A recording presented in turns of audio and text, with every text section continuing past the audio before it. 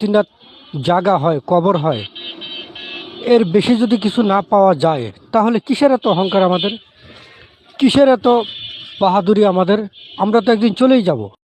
এখন যদি আমার মৃত্যু হয়, কিছুক্ষণ পরেই মাইকিং করা হবে, লোকজন আসবে, ঘণ্টাখানেক পরেই আমাকে গোসল মোসল করানো হবে, তারপরে জানাজা দেওয়া হবে, তারপর দাফন কাফন করা হবে। আমার যে আলিশান বাড়ি থাকুক, অর্থ সম্পদ থাকুক, টাকা পয়সা থাকুক, যা আমি পথে হোক বৈধ পথে হোক রোজগার করেছি, সব ফেলে রেখে আমার চলে যেতে হবে। তাহলে আমি তো কিছুই নিয়ে যেতে পারবো না। তাহলে কেন আমি দুনিয়াতে এই অন্যায় জুলুম করব? কেন আমি গরিব অসহায় মানুষের সম্পদ রেকর্ড করে সিটিং করে দখল করব? কেন আমি গরিব অসহায় মানুষের সম্পদ মাইপা বেশি নিব? কেন আমি একজন বাটপারকে সমর্থন করব? কেন আমি অন্যায়কারীকে সমর্থন করব? কেন যারা সমাজে অশান্তি লাগায় এই লোকগুলোকে বন্ধু মনে করব? কেন আমি আল্লাহর হুকুম বিধানের বিরুদ্ধে গিয়ে অবস্থান নিব? এই প্রশ্নগুলো উত্তর দিতে পারবেন? কি নিয়ে আমি যাব? আমার যাওয়ার মতো কিছু আছে? যে আইসি খালি হাতে যাইব, কিন্তু খালি হাতেই।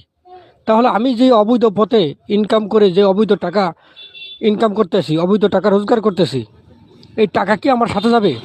আমি যে মানুষের হক মারে মানুষের জায়গা জমি দখল করতেছি, আমার বাপদাদার নামে রেকর্ড হয়ে যাবে, সেটা আমি ক্ষমতার জোরে দখল করে নিব।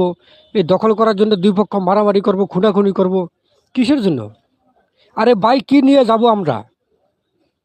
এই যে হাত পাও আছে, এই হাত পাও নিয়ে যেতে পারি কিনা তাও তো সন্দেহ। আর গেলে এগুলো তো মাটিয়ে খাইয়া ফেলবে।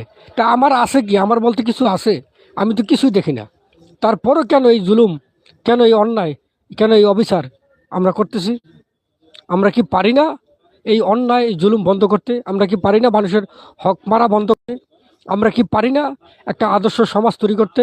আমরা কি পারি না একটা আদর্শ এলাকা তৈরি করতে, যে এলাকায় কোনো জুলুমবাজ থাকবে না, যে এলাকায় মানুষের জমি দখলকারী লোক থাকবে না, কেউ রেকর্ড করে দখল করবে না, কেউ মাইপা বেশি নিবে না, কেউ সিটিংবাজি করবে না, কেউ কোনো মা বোনের ইজ্জতে হাত দিবে না, কেউ মাদকের ব্যবসা করবে না, কেউ জুয়া খেলবে না, কেউ কোনো অন্যায় কাজে আঞ্জাম দিবে না, পিছন থেকে কোনো শয়তানি করবে না।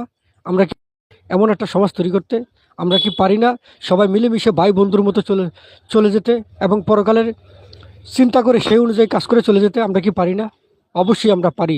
শুধু আমাদের ভিতরে যেই শয়তানের শয়তানি করার যে চিন্তা, যে মনোভাব, যে লোভ লালসা ঢুকছে, এই লোভ লালসাকে আমরা দূরে ফেলাইতে পারি না। লোভ লালসাকে যদি দূরে ফেলতে পারি, তো অবশ্যই আমরা পারবো একটা আদর্শ সমাজ গঠন করতে এবং আদর্শ চিন্তাভাবনা মাথায় রাখতে।